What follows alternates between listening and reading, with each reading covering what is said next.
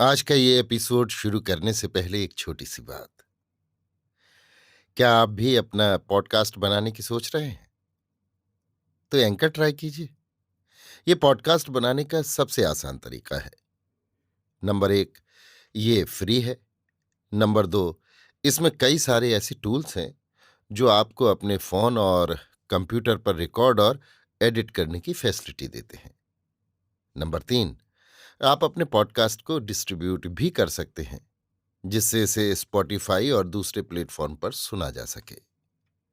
तो डाउनलोड कीजिए free anchor app या विजिट कीजिए anchor.fm पर अपना पॉडकास्ट स्टार्ट करने के लिए। ये तो थी एक छोटी सी जानकारी, और अब शुरू करते हैं एपिसोड का सिलसिला। तो आज के एपिसोड में लीजिए सुनिए आचार्य चतुर्सेन शास्त्री के लिखे उपन्यास वयम रक्षामाह का 32वां भाग, रावण का भारत में प्रवेश, मेरी यानी समीर गोस्वामी की आवाज में। रावण अपनी सब तैयारी कर चुका था। उसने समुद्र मार्ग से अपने संबंध दक्षिण भारत से जोड़ लिए थे। इसके अतिरिक्त उसने सहस्त्रों समर्थ राक्षसों को विविध छद्म वेश धारण करके भारत के भिन्न भिन्न प्रदेशों में भेज दिया था, जो सब जातियों में रावण द्वारा स्थापित राक्षस धर्म का प्रचार करते तथा लोगों को राक्षस बनाते थे। इस प्रकार इस समय समूचे दक्षिणारण्य में ही नहीं, आर्यावर्त में भी बहुत से राक्षस घूम रहे थे। अब रावण किसी सुयोग की तलाश में था। वो उसे अकस्मात ही मिल गया। एक दिन एक दूत रावण के भाई धनपति कुबेर का संदेश लेकर आया, और उसने रावण को कुबेर का ये संदेश दिया कि तुम्हारा आचरण और व्यवहार तुम्हारे कुल के योग्य नहीं है। तुम दैत्यों के संग में बहुत गिर गए हो। दक्षिणारण्य में और भरतखंड में तुम्हारे भेजे हुए राक्षस बहुत उत्पात मचाते हैं। वे ऋषियों को मारकर खा जाते हैं, यज्ञ में रुधिर मांस की आहुति देते हैं और अनार्यों से मेल रखते हैं। तुम्हारी ये कार्य देवों और आर्यों में अप्रिय है। मैं तुम्हारा बड़ा भाई हूं, तो भी तुमने मेरा बड़ा अपमान किया। फिर भी मैंने अपनी लंका खुशी से तुम्हें दे दी और तुम्हें अज्ञानी बालक समझकर तुम्हारे अपराध सहे हैं। परंतु अब तुम्हारे कृत पाप असह्य होते जा रहे हैं। इससे मैं कहता हूं कि तुम अपने आचरणों को सुधारो और अपने कुल के अनुसार कार्य करो। दूत के ये वचन सुनकर रावण ने कहा, अरे दूत, तेरी बात मैंने सुनी। ना तो तू, न मेरा भाई धनाध्यक्ष कुबेर ही, जिसने तुझे यहां भेजा है, मेरे हित को समझता है। तू जो मुझे भय दिखाता है, सो मुझे तेरा ये आचरण सह नहीं है। फिर भी तुझे दूत समझकर सहता हूं। और कुबेर धनपति मेरा भाई है, इसीलिए उसे नहीं मारता। किंतु तू उससे जाकर कह कि रावण शीघ्र ही तीनों लोगों को जीतने के लिए आ रहा है, तभी वो तेरी बात का जवाब देगा। दूत को विदा कर रावण ने अपनी योजना आगे बढ़ाई। सब बातों पर सोच विचार करके उसने दंडकारण्य का राज्य अपनी बहन शूर्पणखा को दिया और अपनी मौसी के बेटे खर और सेनानायक दूषण को 14,000 सुभट राक्षस देकर उसके साथ भेज दिया।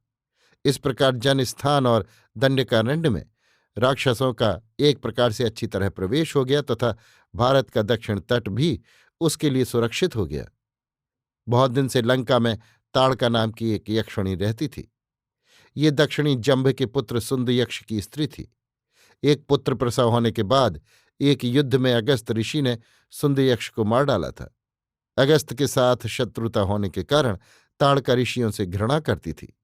उसने यक्षपति कुबेर से कहा था कि वो उसके पति के वैर का बदला अगस्त से ले, परंतु कुबेर अगस्त का मित्र था।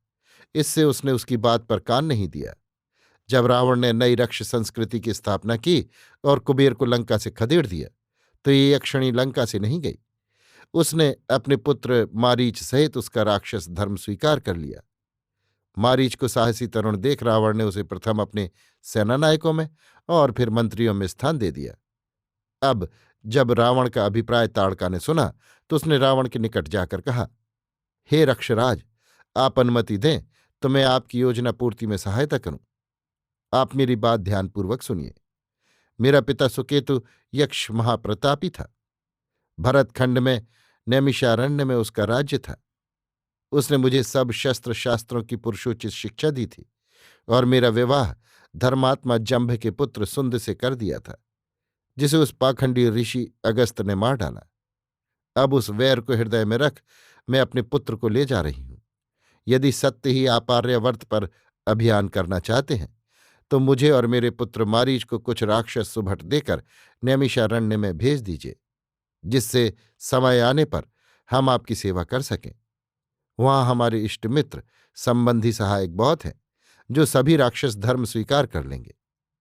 ताड़का की ये बात रावण ने मान ली।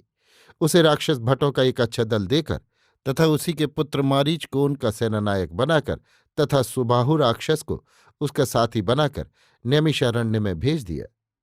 आजकल बिहार प्रांत में जो शाहाबाद जिला है, वही उस काल में नैमिषारण्य कहाता था। इस प्रकार भारत में रावण के दो सैनिक सन्निवेश स्थापित हो गए। एक दंडकारण्य में, जहां आज नासिक का सुंदर नगर है। दूसरा नैमिषारण्य में, जहां आज शाहाबाद शहर बसा हुआ है, सोन और गंगा संगम के निकट। अभी आप सुन रहे थे आचार्य चतुर्सेन शास्त्री के लिखे उपन्यास वयम रक्षामः का 32वां भाग, रावण का भारत में प्रवेश, मेरी यानी समीर गोस्वामी की आवाज में।